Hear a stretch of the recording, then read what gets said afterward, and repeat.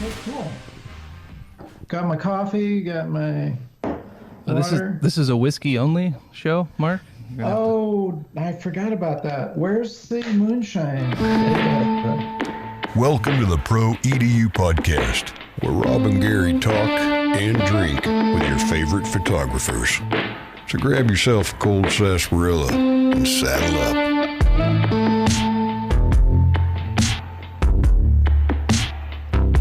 Where's your head? I like the Head bob, bro. I like the beat.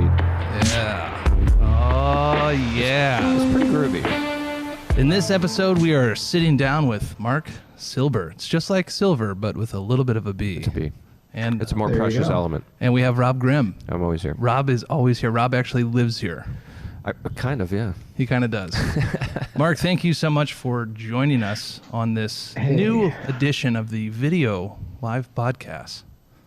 My pleasure to join you guys. Yeah, it's nice to sit down and talk with you. Marc, give us the rundown. What type of you're an educator, you're a writer, you're an author, you're a photographer. How do you describe yourself? Yeah, that's a good question. I've done a lot of different things. I started as a photographer when I was pretty young, when I was 12 years old. I learned from grade school the magic of the darkroom. Mm-hmm. And as soon as I learned, I'd been taking drugstore photographs, and you take your roll of film in. Boy, this really dates me. You take your rolls of film into the drugstore, and they'd come back, and you had this beautiful vision in your mind of, sunsets that looked gorgeous and black and whites that were stunning, and they came back muddy, tiny. It was so disappointing.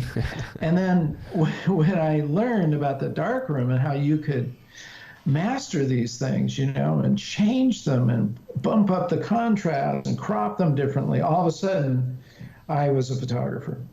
And literally I started selling my work back when I was 12. So I guess, a pro is somebody who sells something, right? So technically I've been a pro photographer since the age of 12. Nice.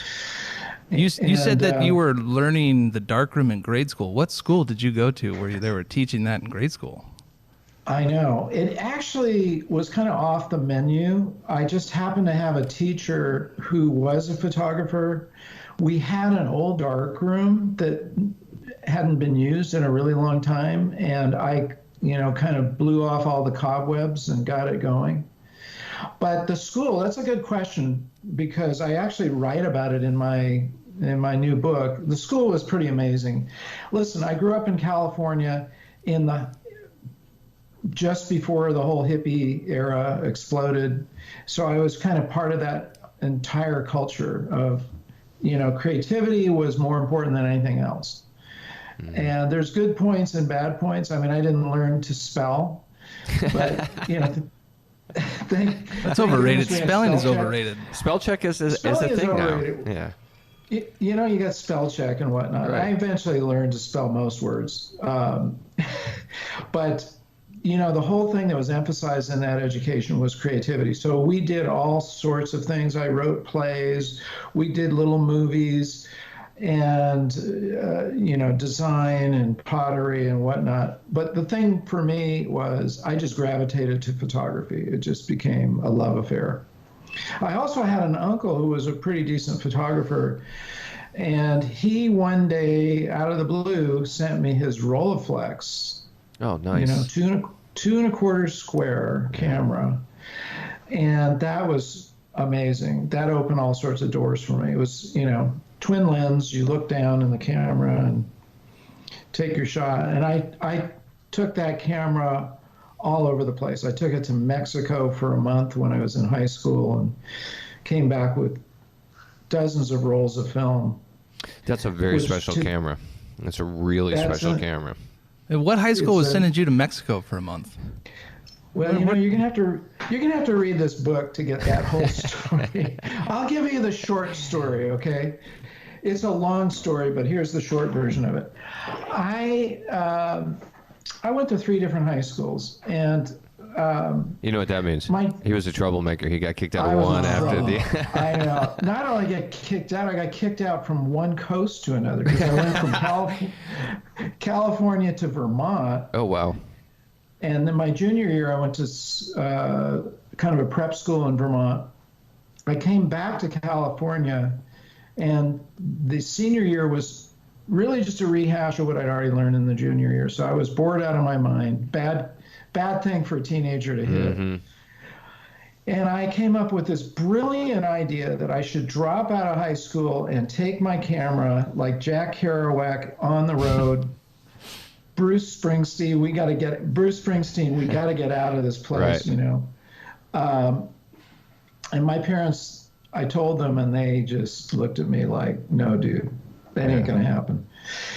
So I racked my brains, and I somehow managed to figure out that I had almost enough credits to graduate after the first semester. I needed one more social studies thing. And so I managed to engineer this kind of project to go to Mexico with just a few other students and spend my last semester of high school working on a kind of a Peace Corps type project in Mexico, in the upper mountains above Mazatlan, where there were no lights, no electricity, no roads. Wow. But I had my Rolleiflex, and I took hundreds of photographs that to this day are some of my best work. Wait, so how did you set that up? Did you have a contact down there? I mean, this is back before the internet, so how are you making these connections to go to northern Mexico, which kind of seems dangerous as a high schooler with a few other people that you convinced? It seems dangerous as a full-grown adult in this day and age, but let alone then. Yeah. So how did you set that up? Well, that's again the story in this book. It was I happened to know a teacher who had gone down there as a biology teacher to study with a group of students biology and sociology. And when he was down there, he realized, wait a minute, these people don't even have sanitation, they don't have medicine. We need to do something about this. So he started a program of bringing medicine to this very, very remote village. And I knew about him, and I asked him if I could go along. And he said, well, you have to get approval from the principal at the high school and your parents. What's the likelihood of that, right? Right. Sure, Mark, no problem. Just your final semester or senior year in high school, you're going to go to Mexico? That's no big deal. Anyway, I got my parents to sign off on it if the principal was okay. Everybody was like contingent upon the other person, right? One of those deals. Mm-hmm. And I went to the principal, and somehow I pitched this idea to him. And I waited, and he takes his glasses off, he cleans the glasses, and I'm like, oh man, what's he going to do? Like send me to juvie or something because I'm asking for this crazy idea? And he looked at me and he goes, son, I think we could make that work. And I was elated. I was out of prison and I was on my way to Mexico. How about that for a 17-year-old kid? That sounds awesome. Yeah, well, I had a lot of those experiences and more that I could fit in the book. So that's kind of my background. Was that your first time out of the country? Yes, it was. Well, I've been to Mexico before when I was 15, but the first time for any length of time. Yeah, I'd been to Mexico for like a week before. So that was the first time. And it wasn't just out of the country, it was out of civilization entirely. So picture this. Mazatlan is about 800 miles south of the border. And from there, it was a day's Jeep ride. And from there, it was 2 days on foot.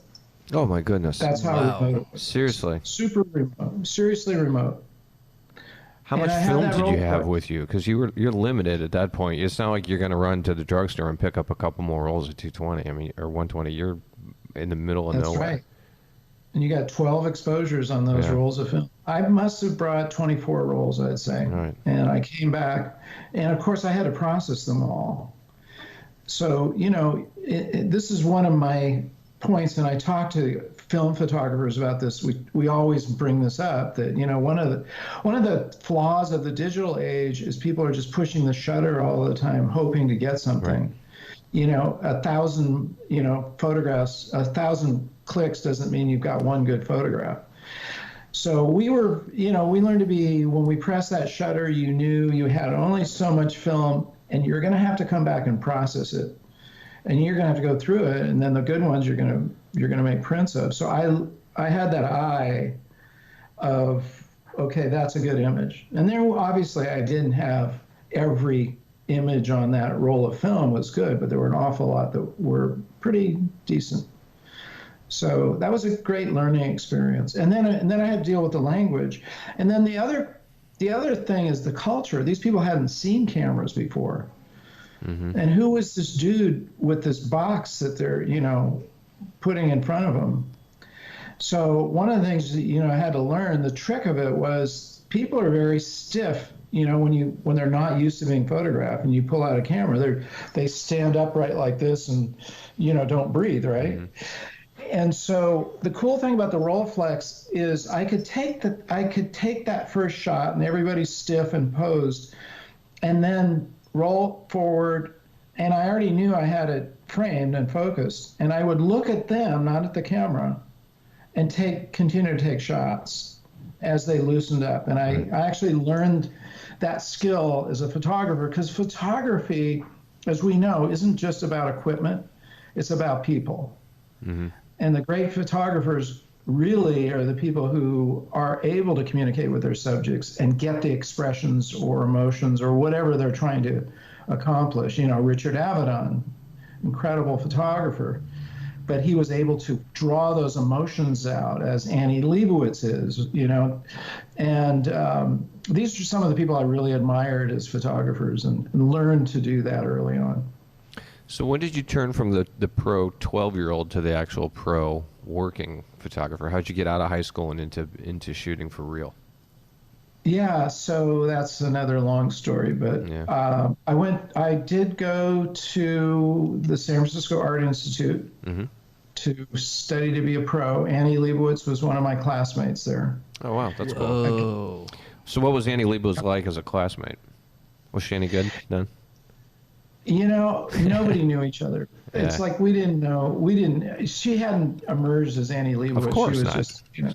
She was just some chick with a camera. And the funny thing is, she wasn't a photography major. She was, I believe, a painting major, and took some night classes as a photographer, and stumbled into the Rolling Stone. The Rolling Stone magazine had just started when she graduated. And they were like, any kind of startup, they were just looking for, who can we get to photograph these people, right? And Annie just raised her hand and showed up. And all right, I got to ask, did you ever ask her out? No, she was older than me. She's a couple of years older than me. And again, I didn't, Nothing wrong with that. And older women are where it's at, man. That's true. I'm not, we're not going to talk too much about the I married an older woman. It's all good. Yeah, hey, I hear you. She was just in a different crowd. As I said, she wasn't in the photography group. She did, she kind of gravitated wherever she was. But I did meet her years later, and it was like the old homecoming. Marc, so great to see you. It was really awesome. So anyway, you kind of like just looked for opportunities. My career path, though, to your point, is kind of interesting because I went off in a completely different direction mm-hmm. and started ended up running a very successful management consulting company in Silicon Valley. Okay, that's a total departure from photography. Complete departure, and he got kicked out of photography. I got kicked out. He got kicked out to the other coast. Yeah.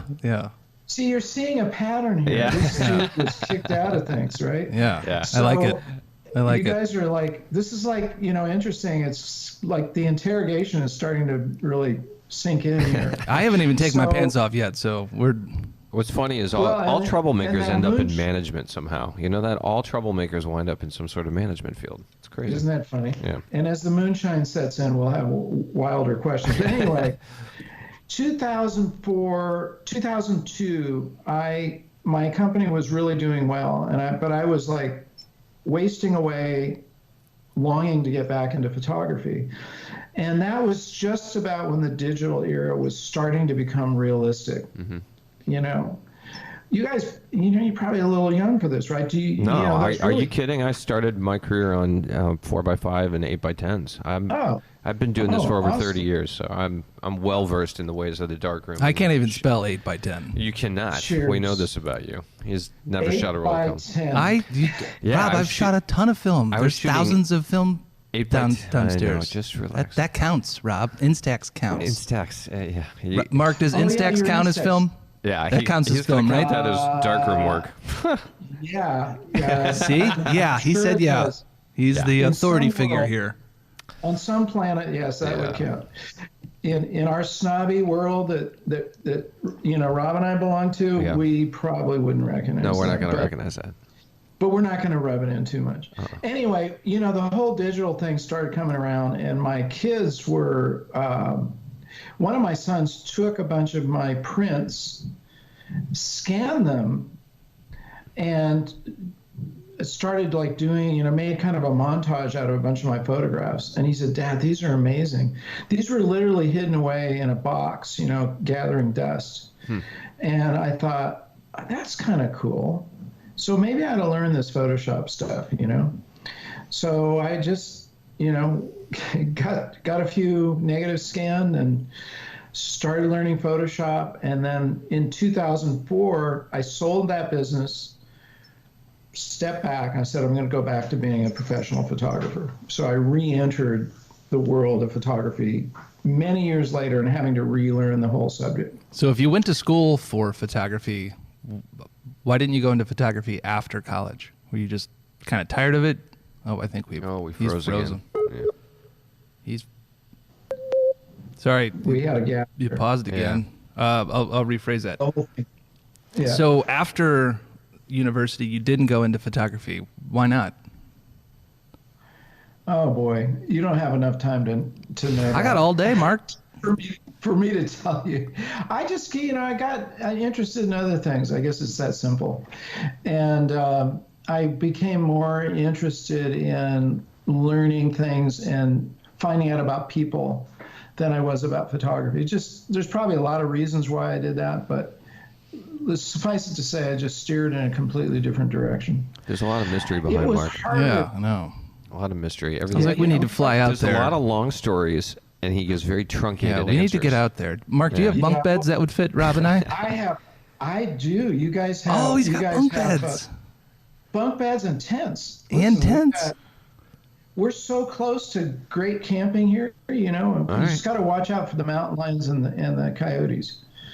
But, anyway, so I kind of went in this whole different direction. It wasn't in today's world, in some ways it's easier to get started, in some ways much harder. Mm-hmm. When you look at what you can do, for instance, with YouTube, we didn't have that kind of, ability to publish our work. Or even, what we can do now with websites and social media and get your work out instantly. It was a little harder to get your stuff out there. Oh, God, and to kind of get into the groove. You know what I mean? Yeah, and now there's literally Instagram. There are instant ways to get your work out. Insta-ax. Yeah. There you go, Insta. See? Not just a hat rack, Rob. Not just a hat rack. Yeah, well, pretty close. In a way, for me, it was probably a good timing to re-enter as all that stuff was starting to kind of emerge. YouTube hadn't even been invented then. Facebook was just starting in 2004. But, I kind of got into the whole thing early enough to kind of put my foot in the door. And then I just started doing everything I could think of. I did photo shoots, I did magazines, got some cool magazine assignments, I did exhibits, and then I transitioned. I sort of found out about video and I got very interested in it, so transitioned into video production in 2008, 2009. And that's when I started my show on photography, and I started interviewing all sorts of top photographers and got around a whole bunch of them. So that's kind of been one of my passions ever since. So how are you? Joe McNally. Yeah. So how are you getting work? How are you marketing yourself if you're, transitioning out of a completely different career? What were you doing to get work and get money rolling in the door? Yeah, that's the tough part of it. I mean, I probably did what everybody else does. You just hustle and you look for work and knock on doors. And I went to the local magazine and pitched them an idea for doing a photo essay, and they said yes, and that led to other work. The big breakthrough for me, honestly, was I was doing workshops and, getting my educator's hat on. Through, big workshops, small workshops, whatever. But one day, a guy who had a video podcast shot an episode with me. He called it photo walking, and we went out and with the camera. And I basically gave my workshop on camera. This is 2008. And he published it, and all of a sudden there's all this traction. People are really interested. So we started that as a show, and we got sponsored. And that was remarkable. And I got a sponsorship early on without even knowing how to do video production, which is kind of amazing. I literally didn't know how to do it. But fortunately, I had people that I could tap on their shoulder and say, hey, I need you to produce this for me. I need you to show me how to edit it. I need to know everything I can about this. But in the meantime, we got to make this stuff happen. So we went out and shot some kind of pilot episodes. The first one actually was with Annie Leibovitz going through her exhibit in San Francisco. The second episode was at Ansel Adams. Actually, the second episode was Ansel Adams' son in Yosemite. And then we went to Ansel Adams' house in Carmel. And then I shot an episode with Chase Jarvis. Chase, even then was really pretty hot in the whole social media. He was very early in the social media with CJ Live. Very much. Yeah. He had all that stuff going on, and I basically just contacted him and said, hey, I'd like for you to be on my show, which I didn't even have yet. Yeah. And he graciously said, okay. And so we shot an episode up in Seattle, and then I went to SanDisk and pitched the idea of doing a weekly show with him. And kind of like that pitch to the principal I told you about, they kind of stood back. And the funny thing is they never said, we're going to hire you. A few weeks went by, and I got a call from the guy who was kind of the head of the thing, and he asked me if we could meet for lunch. And we met for lunch, and it was a production meeting. It wasn't a meeting about whether we're going to hire you or not. It was a meeting about what we're going to start producing. So that was a beautiful thing. And I went out and interviewed dozens and dozens of fantastic photographers, including Chris Burkhardt early in his career. Yeah, he's great. Joe McNally, as I mentioned, who I re-interviewed last week. David Hobby. All sorts of, just great photographers, and just started that show. And then that eventually, when I had lots of content, I decided, well, I'm going to write a book using a lot of this information. So I wrote my book called Advancing Your Photography, the same title as the show. And that kind of got me into the book business. I'm kind of curious. You're an interesting case in that you grew up in the era of film, and on a twin lens and having access to a darkroom at a very early age. But you didn't enter the real commercial market until digital had made its way and the early beginnings of social media. What do you think your career would have been like had you entered during the film days before social media and before digital was like? What kind of approach do you think you would have had to getting clients into business at that time? Yeah, it's interesting. I asked myself that question. I would like to think that I would have sort of made my way into something like Annie did with the Rolling Stone magazine, because I had enough sort of people that I knew that I might have made my way into that, because that would be much more interesting to me than, say, becoming a wedding photographer. I mean, there's nothing wrong with that, but that's just something I probably wouldn't have done. Right. I think I would have been a photojournalist and found my way to, some publication, and would just kind of work my way up the food chain. Right. And, that's that's very likely how I would have entered the whole world. So how much are you shooting now versus, writing, making educational content for YouTube? What's your week to week look like? Yeah, I don't shoot as much as I should. I was just out the other day. I made a little video in Big Sur, shooting with my Hasselblad, which I really love. And, it's that same 2.25 square, single lens, incredible lenses. So I just shot last week some basically kind of promotional footage, though really wasn't like I was going out to nail an image particularly. But I spent a lot of time writing and doing something in regards to my books and publishing, videos on YouTube. And I have to confess to you guys, since you're being good listeners, that I don't shoot as much as I should. I'm sorry, I've sinned. No, that's all right. I've got to pick up that camera. You are forgiven, Marc, and your penance is to shoot 2 rolls of film this week, and all will be forgiven. And I've got the film in my refrigerator to prove it. Did you still have the Rolly? Oh yeah, Good. I got the Rolly, and I've got my Leica M2, which I shot with for years, and I got my Hasselblad, and I've got lots of rolls of film in the refrigerator. This is how you can tell a real photographer. Go to their refrigerator. Absolutely.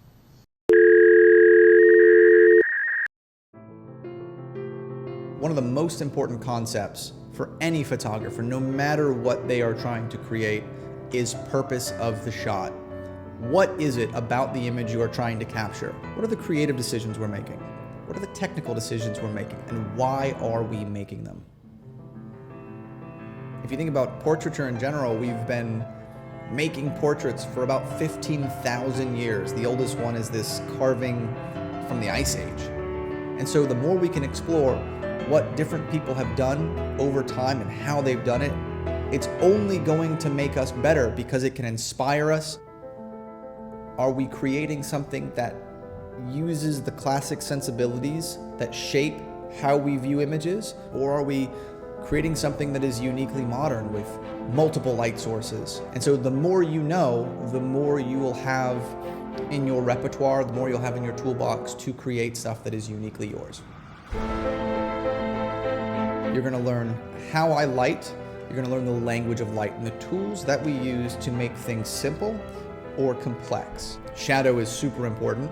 The way you shape shadow, contrast, mood, expression. The concept of light is easy. Put light where you want it, block light where you don't. The hard part is knowing what you want. We're going to talk about storytelling and how to craft an image that has meaning and backstory. And then finally, we're going to take those images into post-production.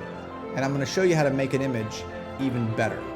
And so you get the whole experience, not just of being on set, but you get to see the hows and the whys to all of the things that we do.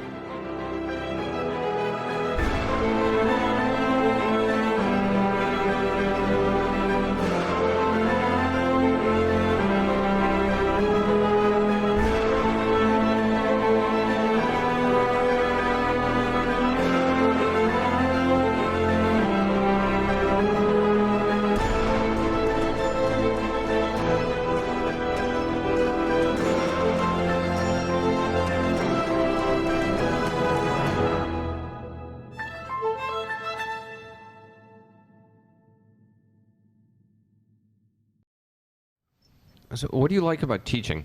Why are you drawn to it? Yeah, that's funny. How I got into teaching is an interesting story too. Yeah. So I went through a couple of mountaineering schools. Early on, I learned to backpack, and then I went on to mountaineering school, where we go into the Rockies and for 30 days at a time, climb mountains and do all sorts of stuff. Then I became a mountaineering instructor. And that's how I entered the world of teaching. Mm-hmm. These students didn't know what they were doing, and I had to show them what to do, but it was under pretty extreme circumstances. Yeah, life or death circumstances. Life or death. Yeah, it's not like, well, I messed up the camera. It's like, you fall off the mountain, dude. That's it. You're toast. Yeah, that's bad. that was how I entered the world of teaching. And I don't know, it just kind of became sort of an instinctual thing for me to teach. And when I had my management consulting company, I did a lot of workshops for clients. So I did a lot of teaching about marketing and various things, to run in terms of running a business. So it was a really natural thing for me when I re-entered the world of photography to just keep teaching. And I did workshops, and I like, I like being able to teach through video now, because you can put it down once and hopefully it's right, and then people can watch it and learn something from it. Right. And I really do enjoy writing books, and I tend to be writing from that viewpoint of teaching something, not dogma, not like, hey, this is the way it is, but inviting people to look at it for themselves and see if it makes sense. And giving them, at the end of every chapter of my books, I give them questions, so that they actually have to think about what they just read. And the new book actually gives them action steps. So it says, okay, do this, do that. And if you do these things, you're gonna improve your area of creativity. What's your writing process look like? Do you, spend a whole week doing nothing but writing? Do you, sit down for an hour a day? How do you get the juices flowing? So when I am in writing mode, and it really is just like photography, you have to get in the zone. You have to really focus, and you're not going to just do it kind of half-assed. So when I actually am writing a book, it looks like this. I have a publisher I work with. We establish, what the book is going to be about, and that it's a viable subject. And then the first thing they asked me to do was write a table of contents, which is a really smart thing. A lot of people go, I don't know how to start writing. What should I write about? Blah, blah, blah. Don't worry about what to write about until you've put a table of contents together. Right. It's like a shot list. It's like writing about what it's going to be about, right? Yeah. And, I was interviewing Dan Milner the other day, and he's just a fantastic photojournalist. This guy's amazing. And his whole thing is telling stories with his camera. So he gets the story in it, what he wants to tell before he goes out and shoots. Now, he doesn't know what every shot is going to look like necessarily, but he's got the story, outlined in his head. Yeah. So getting back to my process. So write the table of contents and really try to think through, is this a logical sequence of chapters? Does this make sense? And sometimes you have to rearrange it or whatever. But once that's nailed, that's your roadmap. So I would just get up every day and just make sure I wrote usually at least 1,000 words, sometimes more, every single day, no matter what. And then not try to edit. Don't go back and do any editing until I'm in editing mode, because, again, this is in my book. It goes like this. So first you visualize something, whether it's a photograph or a book or whatever, a film, whatever. You got to have the vision first of what you're trying to accomplish. Then you got to know your tools. If it's a camera, you got to know that camera really well. If it's writing, you've got to get your tools of writing together. And then you work your craft, which just means you just get into production. One of the worst things that people can do is just stalling around. They get an idea and they just don't go out and do it. Get into it and do it. The worst thing that can happen is you get a bunch of lousy photographs that you don't like, and you go, well, that didn't work. I need to go out and do it again. And you just push yourself. Same thing with writing. So I would write and not edit until I was done with the entire book, and then go back and edit the book, and usually edit it many times. And then just stay on it until I've completed it. Now, in my case, I put lots and lots of images in my books. I'm a photographer, so I'm going to use my own images. So then I've got the whole illustration process is a whole new process, because I've got to make sure those images really fit. And many times, you know how it is, you open up some of those the way you process them 10 years ago, maybe it doesn't match what you want today. and it's opening up a little bit of a can of worms. So I go back and reprocess those. And that might take me several months to get all those images lined up. Then it goes to the editors, and I send it out for beta readers to get their feedback, because I want to get an idea of what, maybe to me something is so common sense that I don't describe it in detail. And the beta reader goes, or just like what you guys were doing, well, how did you get to go to Mexico? Right. You know, instead of saying, in the senior year of high school, I went off to Mexico, and one of the beta readers goes, what are you talking about? You know, and so then I realize, oh, I better tell that whole story. So then I, kind of go through it again and fill in all those gaps, and it goes through a whole array of different editors. And then one day you get, the happy moment, you get a case of books back, and you go, wow, that was a lot of work. So how long does it take you to write a book on average? Is that a year-long process, 2-year-long process? It's about six months. All right. Yeah. Okay. So your new book is called Create: Tools from Seriously Talented People to Unleash Your Creative Life. Where did that idea come from? When did it start? Has it been like decades in the making and the thinking? Yeah, I mean, it kind of has been my whole life story. I've been always interested in creativity, and photography is an aspect of creativity. Most photographers I know aren't just photographers. They have other areas of creativity, absolutely. Creativity. Yeah. Scott Kelby, right? We all know and love Scott Kelby, but you go into his studio and he's got millions of guitars. Yeah. He's into music, and Scott is just one of those. He wrote. We're going to do an interview soon, but he wrote a blurb for the book, and he's a very multi-creative person.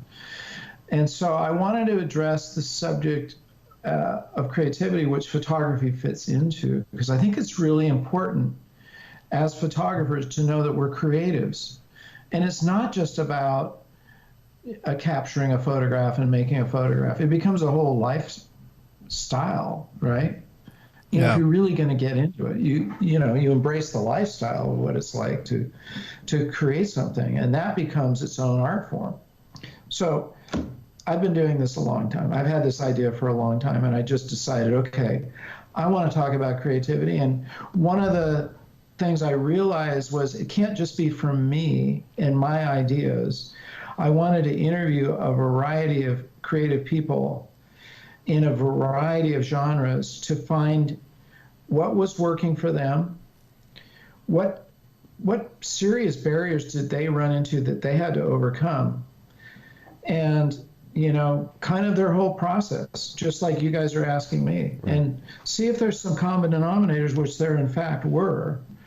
And that was really fascinating. It was a really amazing learning process for me. So who are the types of people that you interviewed? Because in my mind, I see this not only fitting photographers and art directors, because art directors are certainly in the same realm, but I mean furniture designers. There's so many people that are creative. So who were you interviewing for this book?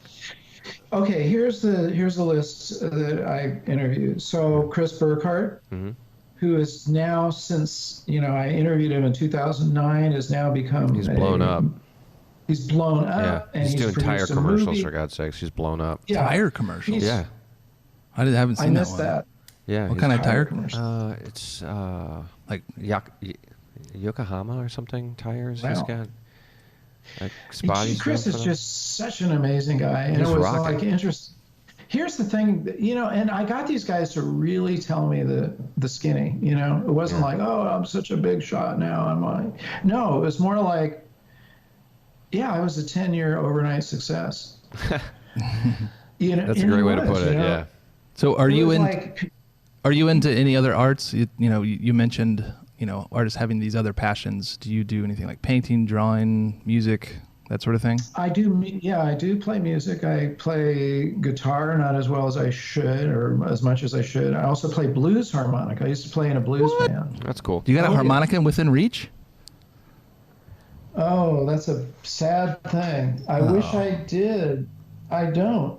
I could probably find one. But maybe you could do our outro. You could do the outro, a little tune at the end. We'll set it up. A little blues. Yeah. There you go. This podcast is getting so good. This is all kinds of stuff. You guys are finding out, if you keep this going long enough, you're going to find out all sorts of things about me. That's what we do. But we're beta askers.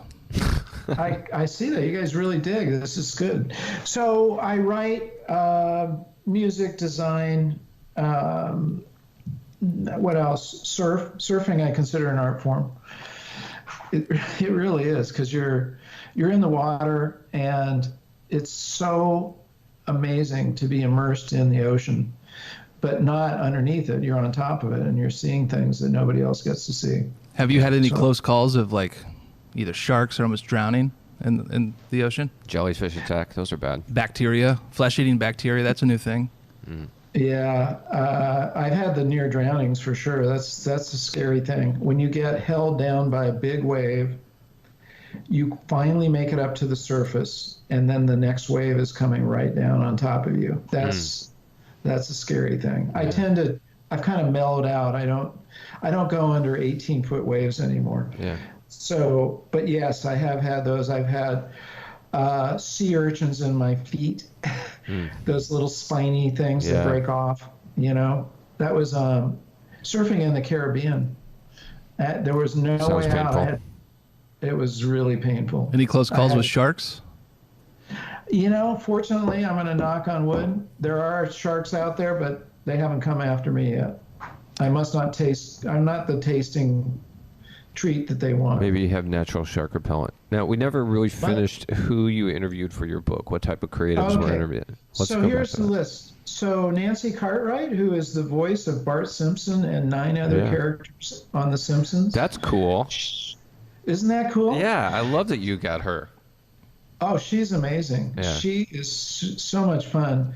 She has a story. Every one of these people has a story you can't believe. Mm-hmm. Keith Code, if you're into motorcycle racing, don't know. He runs the California. Yeah, he is a cool dude. He runs the California Superbike School, and he's trained probably more motorcycle racers than anybody you can think of, including people like Tom Cruise and Brad Pitt and all sorts of celebrities.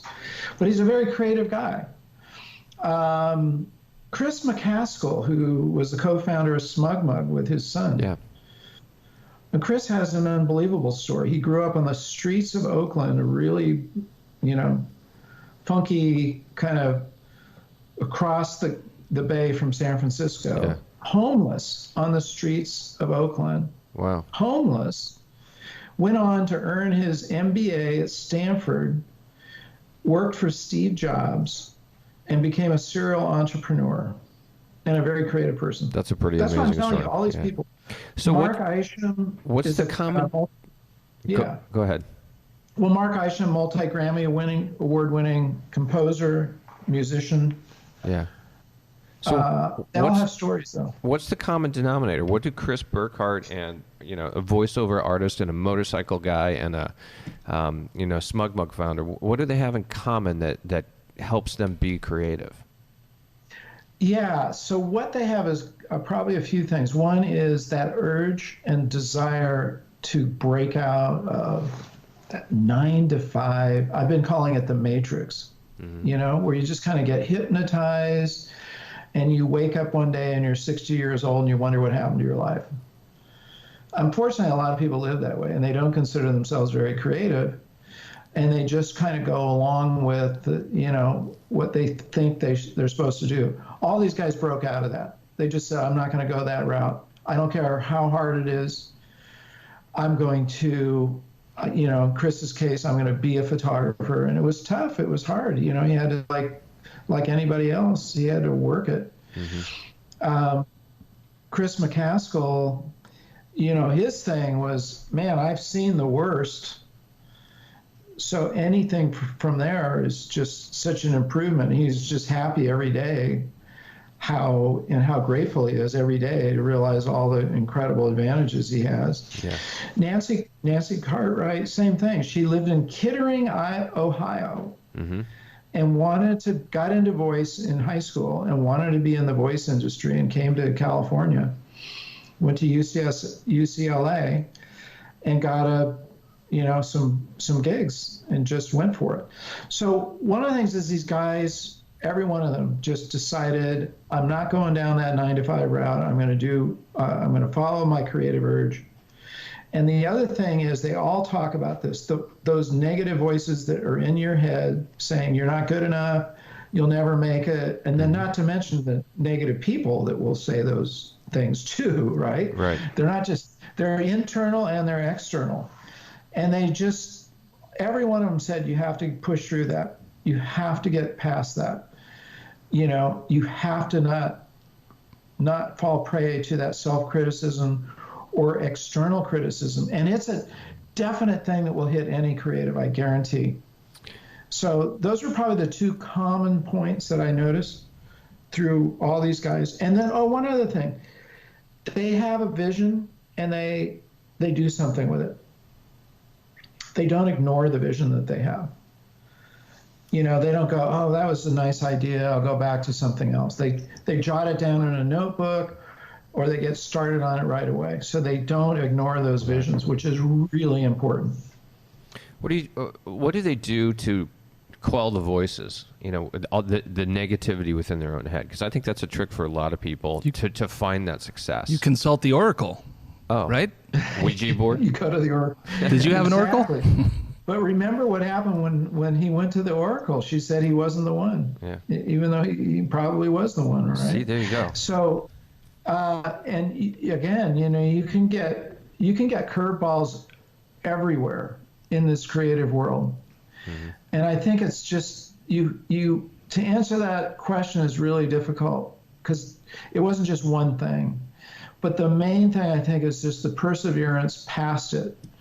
It's kind of like if you are, you're playing basketball, you have all this opposition and you have, the other team hoping you're not going to make the shot and they're distracting you and they're yelling at you and they're waving things. Right. And, you have to shut that out and just stay focused on what your goal is. Right. And that's probably the simple answer to that question. I think you have to not take criticism too seriously because you can show your portfolio to 2 art directors and one will think it's the bee's knees and the other will think your work is crappy. And you're the same photographer and your work is the same. It's their perception. So you can't fall prey to another's perception of who you are or what you're capable of doing. Yeah, and in today's world with social media, we just open ourselves up to any kind of troll. Every kind of troll. Every and any who's never produced or created anything of their own, but yet is just wonderful at criticizing. And you really have to let that roll off your back. It's just, and it's hard, because we care about what we do. Yeah, that's the nature of being a creative. You care about what you do because it's deeply personal. Right? Yeah, if you work at Burger King and somebody doesn't like the burger, you're probably not going to take it too seriously. No.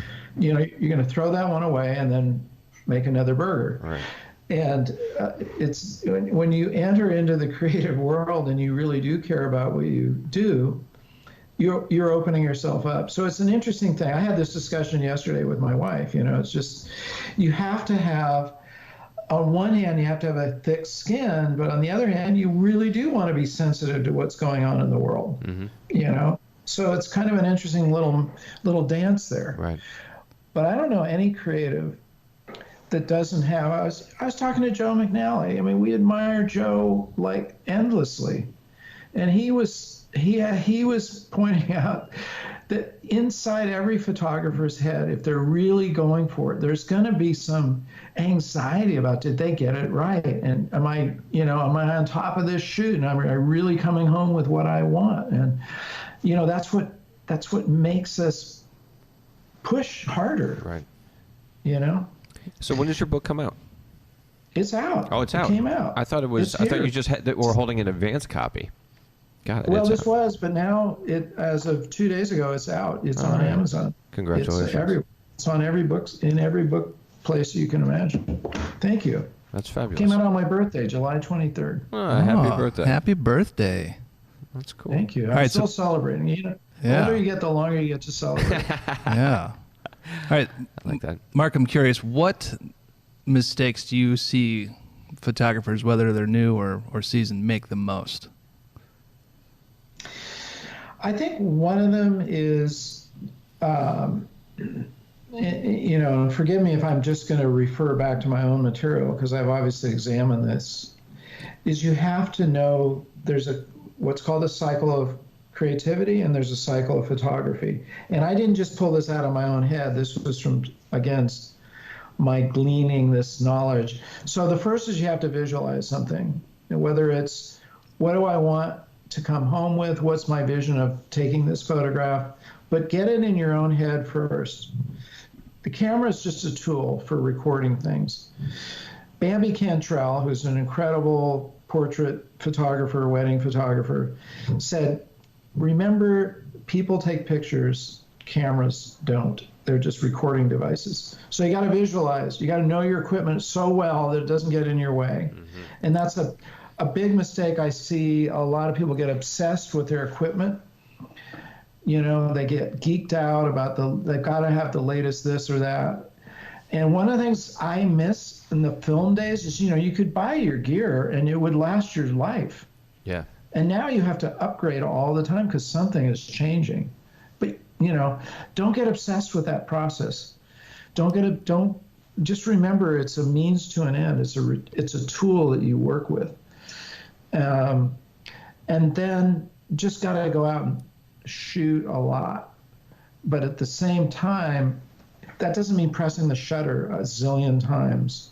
It means putting yourself in that environment to find images or to create images a lot, and way more than most new photographers realize. So those are some of the key things I would recommend they really work on. How has online photography education helped you throughout the last 5-10 years? Is this something you're watching other tutorials, you're learning from other people still? Are you still out there learning and hungry for what others are doing? Yeah, I tend to use online learning when I run into something I don't know how to do. The internet is obviously an amazing place to learn things, but you can also run into curveballs. So you got to kind of keep your eyes peeled for the misinformation it's out there. There's a lot of bad information out there, right? For sure. So speaking of the internet, as we wrap this up, where would you like people to go on the internet to learn more about you and your books and your tutorials? You got a lot of different websites. Yeah, well, the easiest place to go is to go to silberstudios.com, mm-hmm. because once you go there, you're going to find... It takes you to YouTube. It'll take you to my books. It'll take you to my blog posts. It'll take you to my own personal photography. So silberstudios.com is the easiest thing to do. Well, thanks for tuning in. Hit the outro. You hit the outro. Get it? I can't. You could. Rob's got alligator arms over there. Can't quite get there. They're T-Rex arms, buddy. I'll hit it. I'm going to hit it. Works. Pro EDU is now unlimited. Get access to every single tutorial. Sign up at proedu.com today. I don't know about you, I'll take comfort in that. This podcast. Color is science. It's wavelengths of light. And on the flip side, it's emotion. It makes us feel a certain way. But ultimately, I think it comes down to energy. Red literally makes us feel more energetic, more enlivened. Blue makes us feel calmer. It helps us concentrate. That's the beauty of color. As photographers, we can take control of that to infuse our own work with certain types of emotions to manipulate the audience and make them feel a certain way.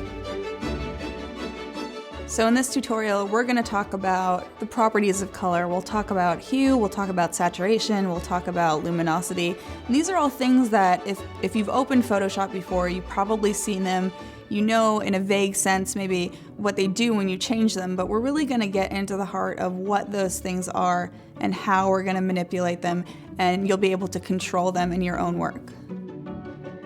We're going to talk about the literal balance of color, color harmonies, and how colors work together, spatial relationships, and we'll talk about how we see color in context, not in just an abstract sense, but also in the environment and in the real world. We'll go into a studio segment where we're shooting color in the studio in a really literal kind of way.